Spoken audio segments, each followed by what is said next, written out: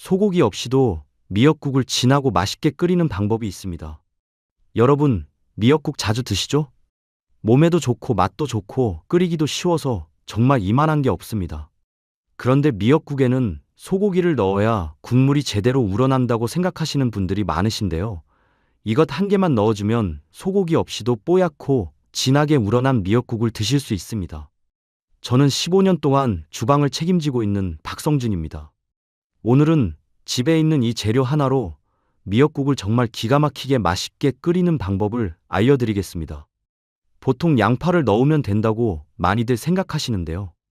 오늘 알려드릴 방법은 양파보다도 훨씬 더 깊은 감칠맛이 나서 집에서도 대박집의 손맛을 그대로 낼 수 있는 방법입니다.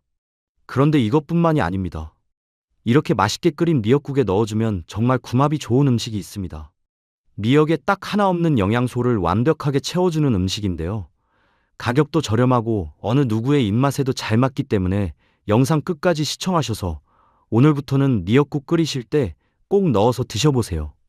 오늘 영상을 보시고 나도 한번 해봐야겠다라는 생각이 드셨다면 댓글에 해볼게요 라고 적어주세요. 써주신 댓글 하나하나가 더 좋은 영상을 만드는데 큰 힘이 됩니다. 구독을 누르시면 우리 집 식탁을 안전하고 풍성하게 만들어주는 정보를 놓치지 않고 받아보실 수 있습니다. 자, 미역국을 끓이기 전에 많은 분들이 궁금해하시는 두 가지 질문에 대해서 말씀드릴게요. 먼저, 미역을 꼭 볶아야 하냐고 물어보시는 분들이 많습니다. 결론부터 말씀드리면 볶고 나서 끓인 미역국 국물이 훨씬 뽀얗고 진하게 우러나오기 때문에 볶는 게 좋습니다. 이 볶는 과정에서 기름이 미역 표면을 코팅하게 되는데 이때 비린내를 잡아주고 미역의 고소한 향이 살아나면서 국물의 깊이가 완전히 달라집니다. 그리고 미역국 끓일 때 양파를 넣으면 진짜 좋은지도 많이들 물어보시는데요. 네, 양파를 통으로 한 개 넣어주시면 좋습니다. 통양파를 넣고 끓인 후에 맛을 보면 국물 맛이 완전히 달라져 있어요. 꼭 조미료를 넣은 것처럼 감칠맛이 확 살아나면서 국물이 깊어진 걸 느끼실 겁니다.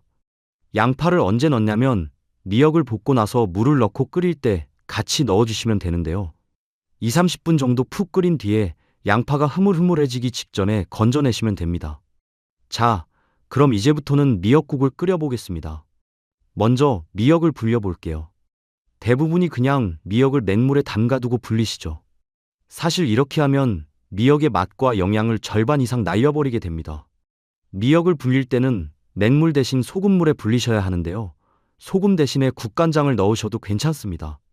방법은 찬물 500ml에 소금을 티스푼으로 3분의 1 정도만 넣어주세요. 이렇게 소금물에 불리는 이유는 바닷물에서 살던 미역을 갑자기 맹물에 담그면 삼투압 현상 때문에 미역 속에 있는 맛과 영양이 물속으로 빠져나가 버리기 때문입니다. 그래서 소금물처럼 미역이 살던 환경과 비슷한 물에 담가야 맛과 영양이 빠져나가지 않고 미역 안에 그대로 살아있게 되는 거예요. 미역은 오래 불릴 필요 없이 15분 정도면 충분합니다. 너무 오래 불리면 오히려 식감이 물러지니까 15분을 넘기지 않는 게 좋습니다. 15분 후에 꺼내서 깨끗한 물에 헹궈주시면 되는데요. 헹굴 때도 그냥 물에 살살 흔들어서 헹구시면 안 되고 미역을 박박 주물러 주세요. 거품이 나올 때까지 손으로 바락바락 주물러서 헹궈주시는 게 좋습니다. 고무장갑을 끼고 하시면 좋고 돌기가 있는 고무장갑이면 더 좋습니다. 처음에 주무르기 시작하면 거품이 올라오는데 그 거품이 다 빠질 때까지 계속 주물러 주셔야 합니다. 이 거품 안에는 해초 특유의 비린내가 들어있는데 이걸 제대로 빼줘야 비린내가 완전히 사라지고 미역 식감이 보들보들하고 부드러워집니다. 그리고 이렇게 치대면 미역에서 진액이 나오는데요. 이 진액이 나중에 국물을 걸쭉하게 만들어주는 역할을 합니다. 자, 이렇게 헹군 미역을 꼭 짜서 적당한 크기로 썰어주세요. 그리고 냄비에 넣어 들기름을 2스푼 둘러서 볶아주시면 됩니다. 어느 정도 볶았으면 여기에 물을 아주 조금 50ml 정도만 넣어주세요. 물이 약간 자작하게 있는 정도로만 부어주시고 그 상태로 뚜껑을 덮고 2-3분 정도 기다려주세요. 이렇게 하는 데는 이유가 있습니다. 많은 분들이 미역을 볶고 나서 물을 한꺼번에 다 부으시죠. 그런데 그렇게 하면 미역 안에 있는 진액이 충분히 빠져나오지 못합니다. 아무리 오래 끓여도 국물이 진하지 않고 싱거운 이유가 바로 여기에 있는 겁니다. 아무것도 안 넣었는데 뽀얀 육수가 우러나오게 하는 거. 이게 중요한데요. 그래서 물을 한 번에 넣지 않고 세 번에 나눠 넣으면서 진액이 충분히 나오도록 미역을 달래가며 끓여주는 겁니다. 그리고 한 가지 주의하실 게 이렇게 볶을 때는 간을 하시면 안 됩니다. 그러면 미역 국물이 제대로 우러나오지 않아요. 국물이 먼저 다 우러난 뒤에 간을 하셔야 맛이 제대로 납니다. 자, 2, 3분이 지나면 뚜껑을 열고 이번에는 물 100ml 정도를 부어줍니다. 그리고 또 뚜껑을 닫아주세요. 미역의 진액을 계속 만들어주는 과정입니다. 2, 3분 후에 뚜껑을 열어보시면 아까보다 훨씬 뽀얗게 국물이 우러났을 겁니다. 이번에는 여기에 물 500ml를 더 넣고 5분 정도 끓여줍니다. 이렇게 총 3번 미역을 우려주는 거예요. 이렇게 하면 그냥 물을 넣어서 끓이는 거랑 맛이 정말 확연히 차이가 납니다. 물을 한 번에 많이 넣고 오래 끓이면 똑같겠지 하시겠지만 전혀 그렇지가 않아요. 미역국은 이렇게 조금씩 우러나게 해줘야 맛있습니다. 자, 5분 후에 뚜껑을 열고 나머지 물을 다 넣어주세요. 그리고 이때 간을 해주시면 됩니다. 간은 국간장 1티스푼, 소금 반 티스푼, 참치액 1티스푼을 넣고 끓여주세요. 여기서 국이 끓어오를 때 하나 넣어주시면 정말 감칠맛이 살아나는 게 있습니다. 바로 감자인데요. 감자 한 개를 깎아서 반으로 자르고 물이 끓을 때 넣어서 6, 7분 정도 더 끓여주시면 됩니다. 감자에는 전분이 풍부하게 들어있는데 감자가 국물 속에서 익으면서 이 전분이 국물에 천천히 녹아듭니다. 그러면 국물이 훨씬 진해지면서 깊은 맛이 나는 거예요. 감자는 너무 일찍 넣으면 다 풀어져 버리니까 마지막 단계에 넣어주세요. 마지막으로 다진 마늘 1스푼을 넣고 감자가 완전히 익을 때까지 끓여주시면 완성입니다. 고기 한 점 없어도 이렇게 하면 국물이 진하고 맛있는 미역국이 됩니다. 그리고 여기서 팁을 하나 더 말씀드릴게요. 미역국에 물 대신 다시마 육수를 넣으시면 훨씬 맛있습니다. 다시마 육수는 한 번에 우려두고 여기저기 사용하시면 되는데요. 방법은 정말 쉽습니다. 먼저 물 2리터에 다시마 4장을 넣고 약한 불에 1시간 정도 우려내주세요. 끓이는 게 아니라 우려내는 겁니다. 이렇게 하면 육수가 만들어지는데요. 이 다시마 육수로는 사실 뭘 만들어도 맛있습니다. 이렇게 우려낸 다시마 육수를 물 대신 넣어서 끓이면 미역국에 소고기 안 넣어도 되고 정말 너무 맛있습니다. 자, 이렇게 영양이 풍부한 미역을 진하게 우려서 맛있게 끓여봤는데요.